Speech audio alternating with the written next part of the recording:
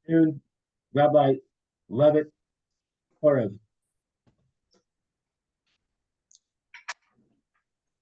Okay. Here's Horeb.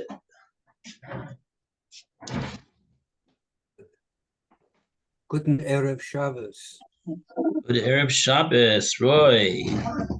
Mm. How you doing? Not too bad, thanks. Sort of. Baruch Hashem.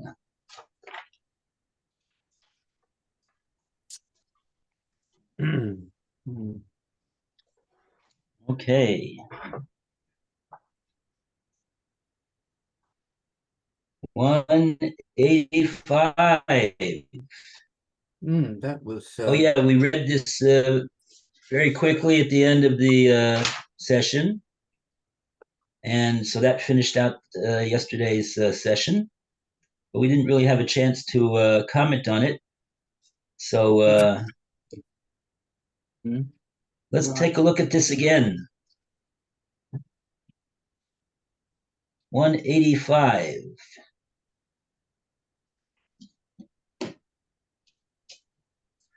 And who would like to do some reading today?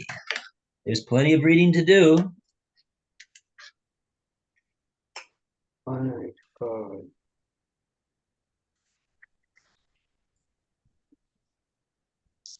Thought I saw Alan there today. Guess don't know what happened. I haven't heard from him. Okay.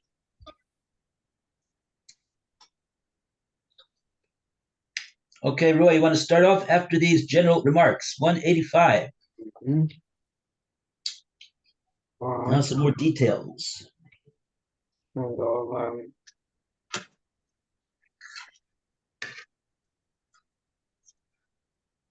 I'll, after the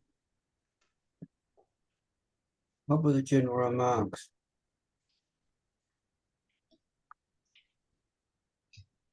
Oh, well, we'll see.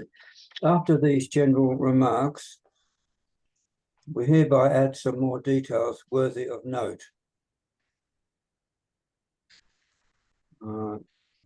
Hey, On the day before the Shabbos and Yom Tov, travel only in such a way that you arrive at your home at the proper time, in order that you can prepare yourself properly for the Shabbos and Yom Tov. Do not arrange any banquet to celebrate an occasion if it must not of necessity be done on this day. Even an ordinary meal should not be eaten after 3/4 of the day has passed, or at least it should be done in a frugal manner. A public fast day should be kept until night on Friday. In the case of a private fast day, it is good not to vow to continue the fast until night. Yahrzeit is fasted in full even on Friday if the first Yahrzeit was on another weekday. Yahrzeit is fasted in full even on Friday if the first Yahrzeit was on another weekday, or on Friday, and it was fasted in full, but not if the first one was on Friday and it was not fasted in full. All yeah, right. because you were making a neder to do what you did the first time. So you goes according to what you did on the first time, first year of the Yortzeit. I don't remember reading this. I don't think we read this one. Do not think it beneath you to prepare something yourself for the celebration of Shabbos. If possible, do not undertake any occupation which will be a hindrance to your preparation for Shabbos.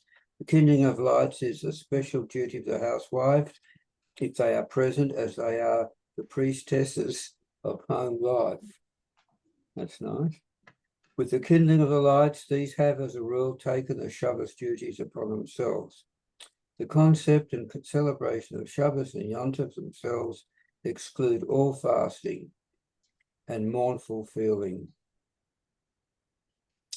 When visiting the sick and mourners, one should point to the healing and comfort which lie within the significance of the day. One should not cry, lament, or wail on the Shabbos and Yom Tov, but should shun care and sorrow. The Wow. The Shabbos, if well understood, allows of no cares.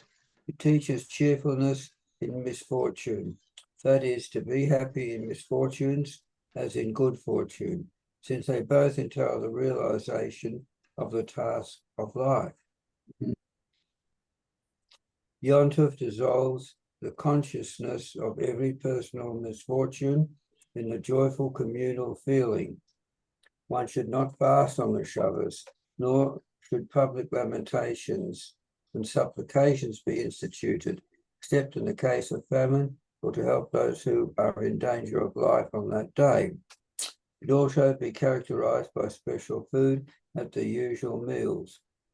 Our sages have prohibited the preparation of a dignified personal appearance in the intermediary days of the festival, in order to ensure that you shall so act before the festival.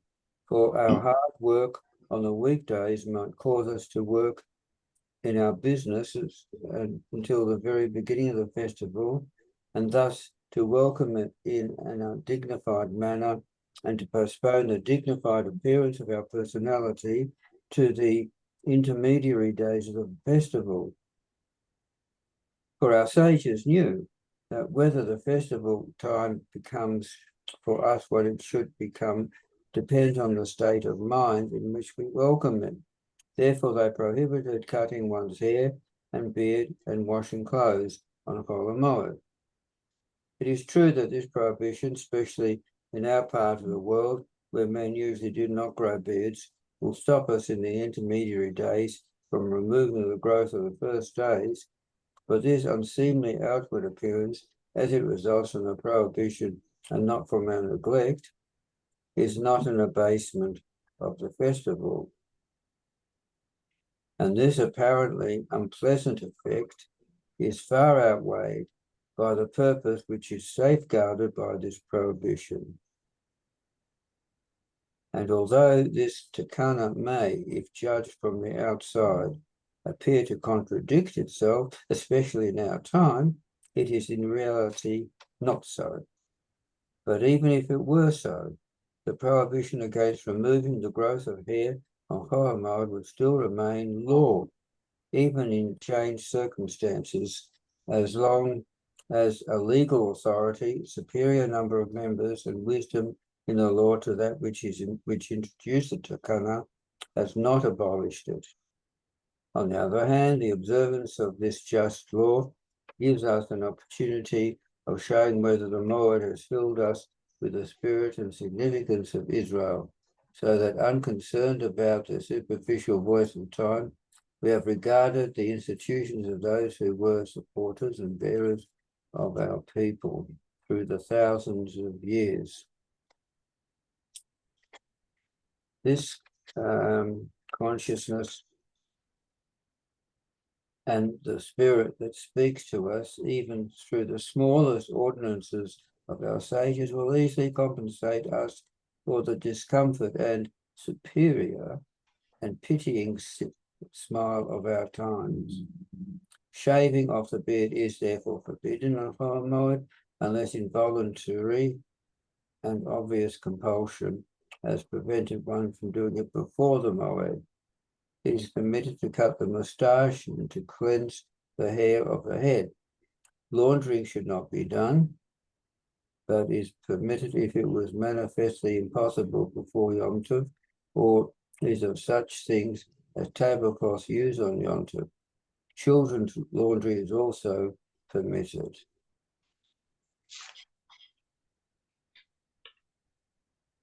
Okay, so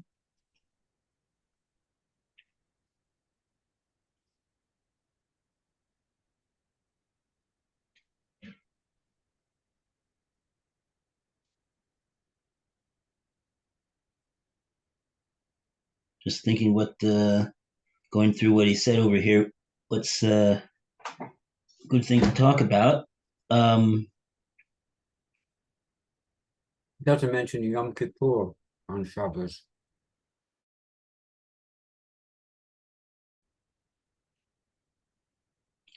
No, doesn't mention that. You're right.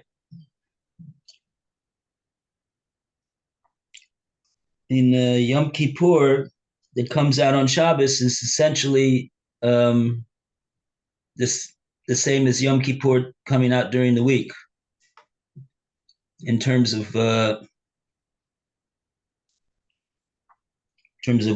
what do we do on such a day when it falls out on Shabbos? We basically do the same exact thing that we do when Yom Kippur falls out on the other day of the week.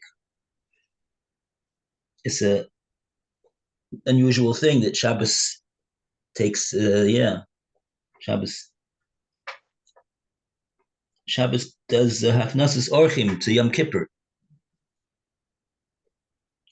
Okay, so Aren't there certain things that we insert in the prayers? what's that? What did you say? Aren't there certain things that we insert in the prayers for Shabbos? Yeah, we insert the fact that it's Shabbos. We recognize the fact that it is Shabbos. True, because otherwise we would not even know. Yeah. In other words, also he writes. I guess the most notable difference is that generally we say Avinu Malkeinu on Yom Kippur that comes out during the week, but on Shabbos we don't say Avinu Malkeinu because on Shabbos personal requests are not made. And this really ties in very strongly with what the Rav Hirsch is saying over here about the fact that we don't cry, lament, or wail on Shabbos, and also on Yom Tov. We don't show any worry or sorrow. Because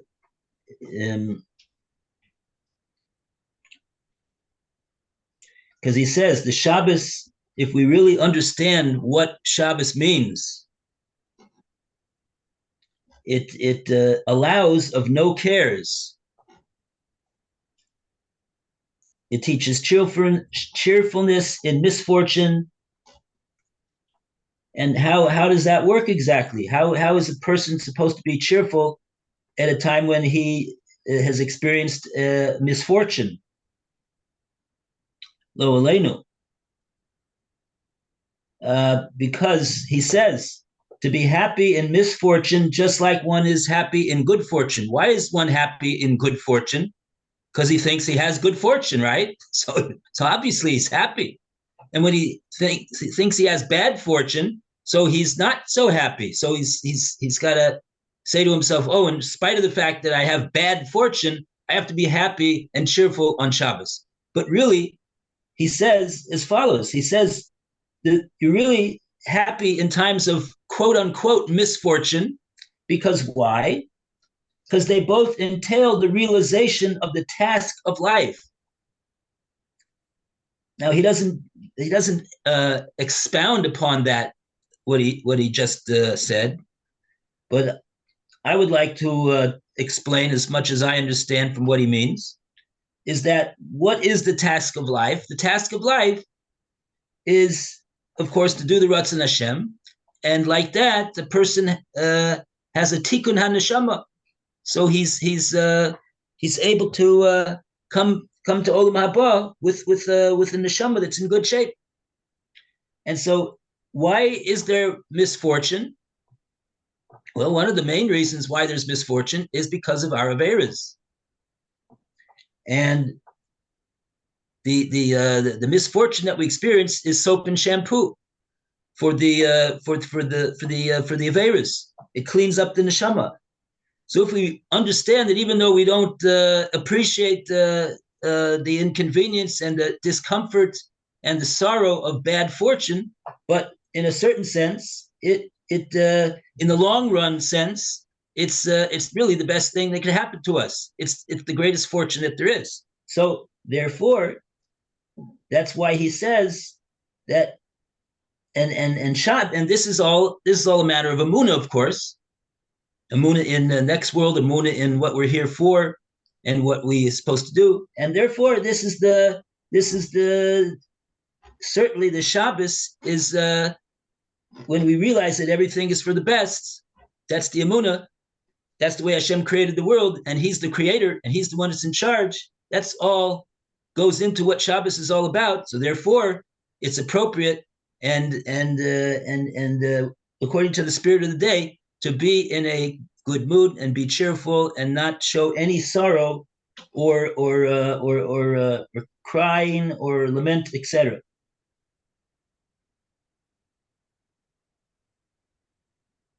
Okay, that's one point. Oh, now the whole rest of this piece over here, quite long, is very interestingly, if you noticed over here, it's devoted to the whole issue of having a shave and cutting hair on Chol Hamoed. So this is obviously a very big thing over here in Rav Hirsch's time, and I would imagine that it was a relatively new thing in his time. And it continues today also in many places in the world, that Jews do not have beards. There was this is a new thing, that Jews don't have beards. So you got a very incongruous situation that during the year, a person looks, oh, he's very nice, he's very well put together, he's very he's clean shaven. That's called being very well put together. Oy, and now on Chol Hamoed, when he's not allowed to shave, oy vavoy, he looks like somebody that would knock at your door and ask for a handout. so it's that's what the way a person looks on Yom Tov, on Chol Hamoed. How could it be? But the whole it's only because of our modern times. So this is, anyway. So what does he say over here? Our sages have prohibited the preparation of a dignified personal appearance in the intermediary days. What's he referring to? He's referring to having a shave, as we see in the next 30 lines that he's talking about.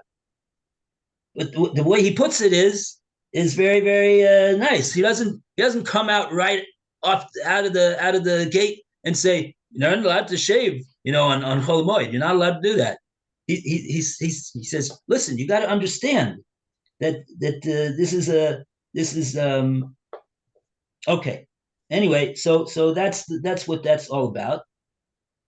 And so what's his point? How does he ask us to approach it?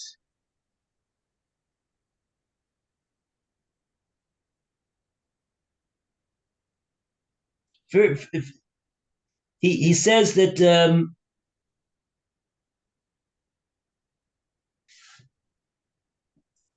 the sages prohibited preparation of a dignified personal appearance in the intermediary days, i.e., don't shave. Oh, in order that you should not so act before the festival.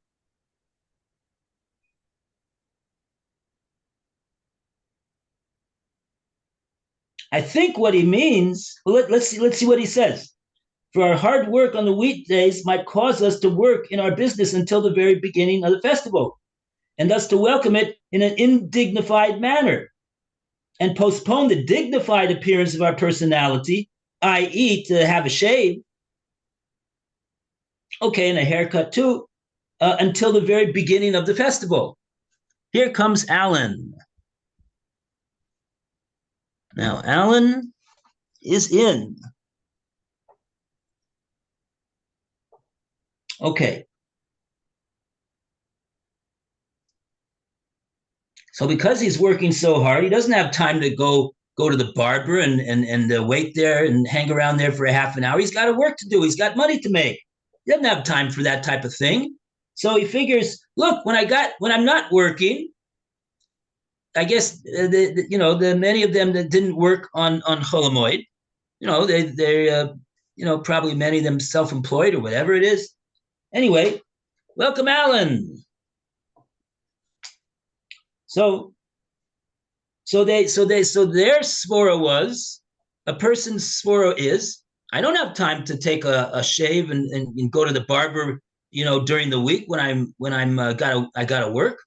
I'll leave that until Chol Hamoed, so that then I'll be able to do it then. That's not, says Rav Hirsch, that's not what Chazal wanted. Chazal didn't want that. Why? Because like that, a person is going to come into a Yontov in a disheveled manner, and that's very, very improper. As well, to be concerned with such things on Chol Hamoed and to leave is though to say, oh, Chol Hamoed there's nothing to do anyway, and now you can go have a haircut on Chol Hamoed. No, you're not properly preparing yourself to bring in the Yontif. So therefore, that's not the right way of looking at it. Mm-hmm. And he says, because this affects the way a person brings in the Yontif. It affects the way a person thinks about what Yontif is all about. And he's looking at Yontif as, after Yontif, I'll be able to, take care of the things that I wasn't able to take care of during the week because I was working. That's not the way to think about Yontif. It degrades Yontif. It minimizes it, lessens its importance.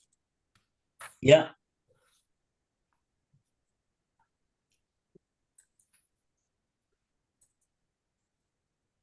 Our sages knew that whether the festive time becomes for us what it should become depends on the state of mind in which we welcome it. So if we welcome it and preparing ourselves and taking the time and the effort, it takes time to prepare. So that's one of the things that person has to prepare, that he presents himself in a dignified appearance in his personal grooming standards. Okay. So that's point one. And then he says at the end of all of this explanation, he says, therefore, he didn't say it yet. Therefore, after all of what I said, the Chazal prohibited cutting one's hair and beard and washing clothes on Chol Hamoed. So that's all part of his personal appearance, his beard, his hair on his head, and the clothes that he wears. Those should all be prepared before Yom Tov comes in. Oh, now he gets into this interesting point that we mentioned.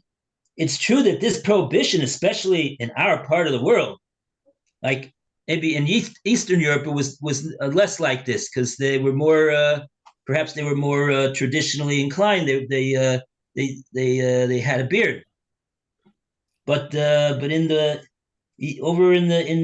where Rav Hirsch is in Germany, it was not like that. So where men usually do not grow beards in our part of the world.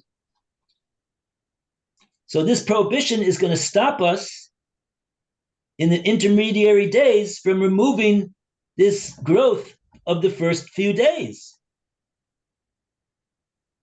And so this seems to be so incongruent.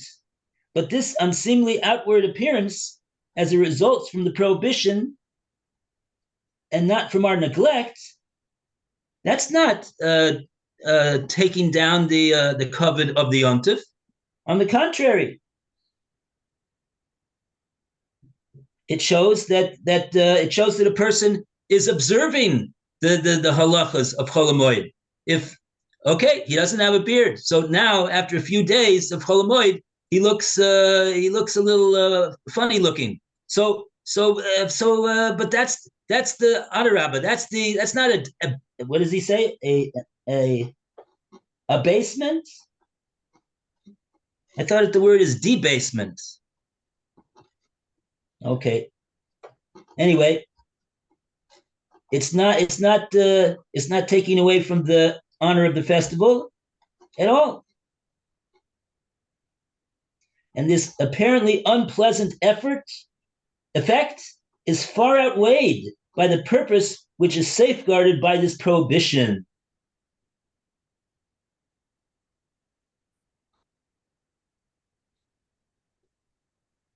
Yeah, they might, yeah. And although this takana may have judged from the outside appear to contradict itself, especially in our time, it is in reality not so. And he goes on and on.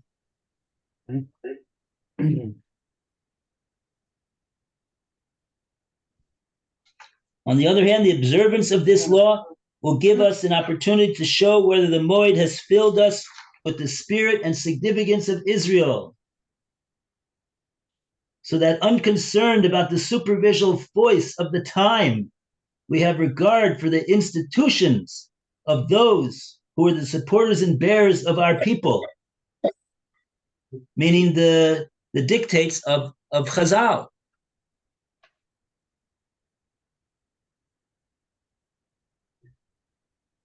Who are the supporters and bearers of our people through thousands of years.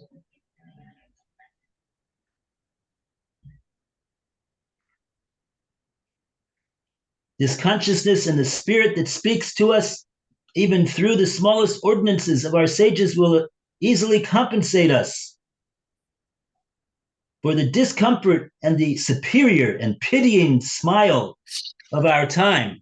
Not that we're going to do that, I don't think, but the other onlookers will look at this person and say, "Oi, Nebuch, that he has to walk around looking like that on his yontif. What a funny religion he has." Chas v'shalom. Is it a result of that we permit shaving, and that if it's necessary for work? Why is it necessary for work? Oh, you do have to look good. If you don't look good, you're going to miss out on clients and stuff like that. Well, so is the Not a good. No, that's not enough. If the boss says you shave today, Yankel, or don't come in tomorrow because you're fired, then you could shave. Yeah.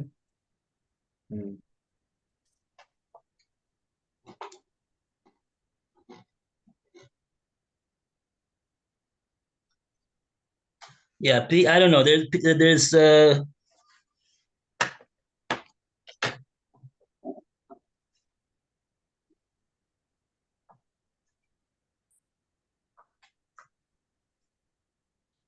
okay, so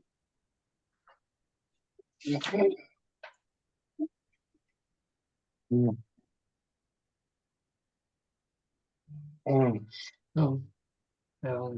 shaving off the beard is therefore forbidden on Chol Hamoed. And he himself says, Rav Hirsch, unless involuntary and obvious compulsion has prevented one from doing it before the Moed. Oh, he doesn't even talk about what we're talking about. He's saying unless it was absolutely impossible to shave before the Moed.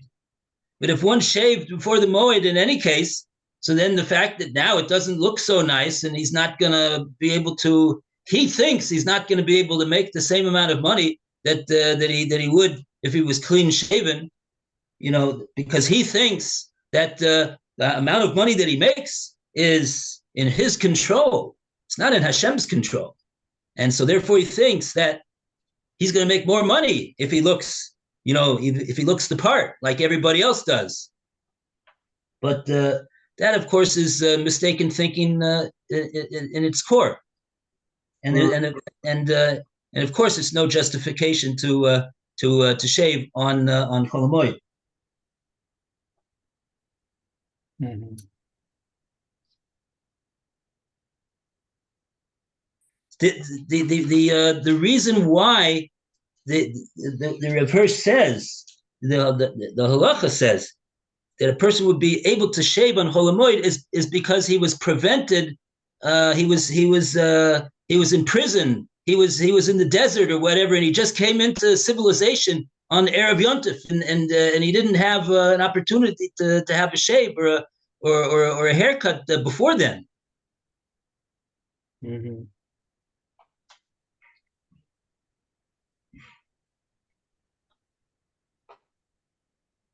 So, in other words, the prohibition itself on Chol Hamoed is in order to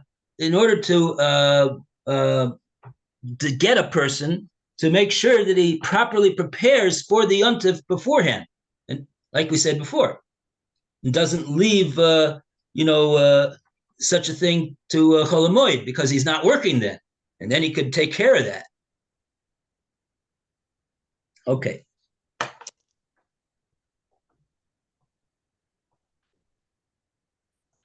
What happened to Alan? He dropped out about 5 minutes ago. Okay.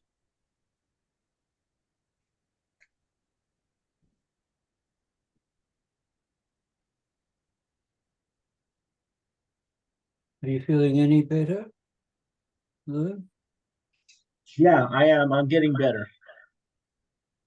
My throat was really, really sore a couple of days. It was painful to swallow.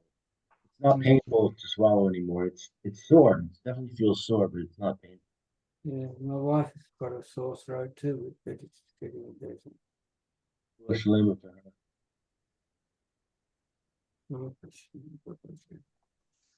Okay.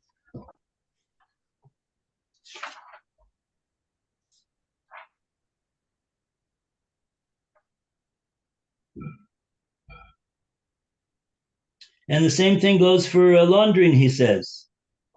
I got an email from Alan. He says, please let me in. 3 minutes ago.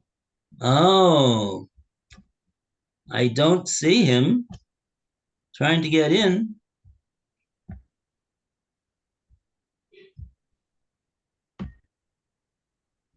No. Right now, I don't see.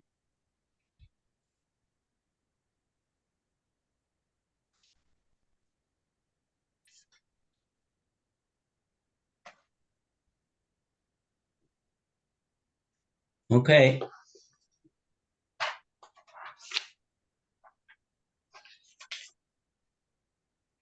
Yeah, this was a very big issue in Rav Hirsch's time. As we see, he speaks about it at great length.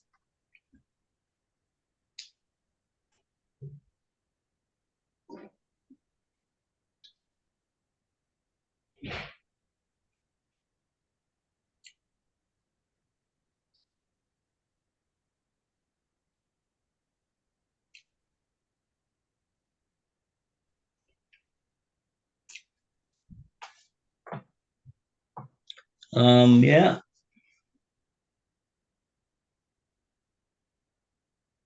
Okay.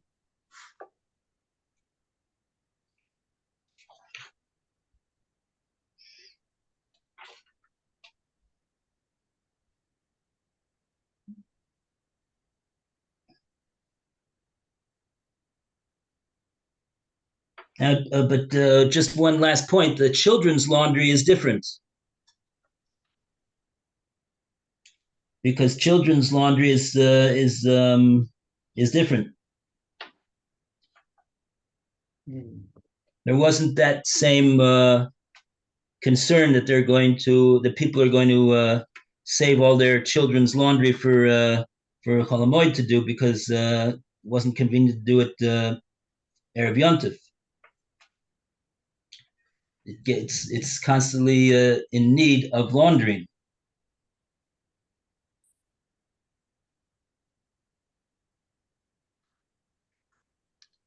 And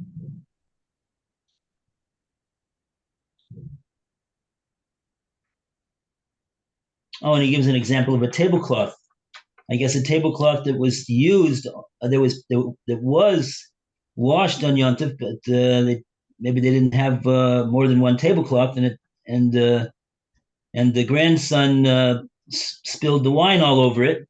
So now they want to clean it. So maybe that'll be okay.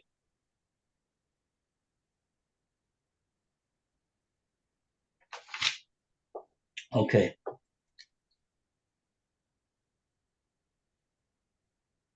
All right. Okay, everybody. Have a good Shabbos, everyone. A good Shabbos. Shabbos. Lou, did you get a envelope? You know what? Envelope. I got your envelope and I made a deposit. I made a I can't hear you. Good Shabbos, Lou. Good Shabbos, Roy. Rabbi. Roy,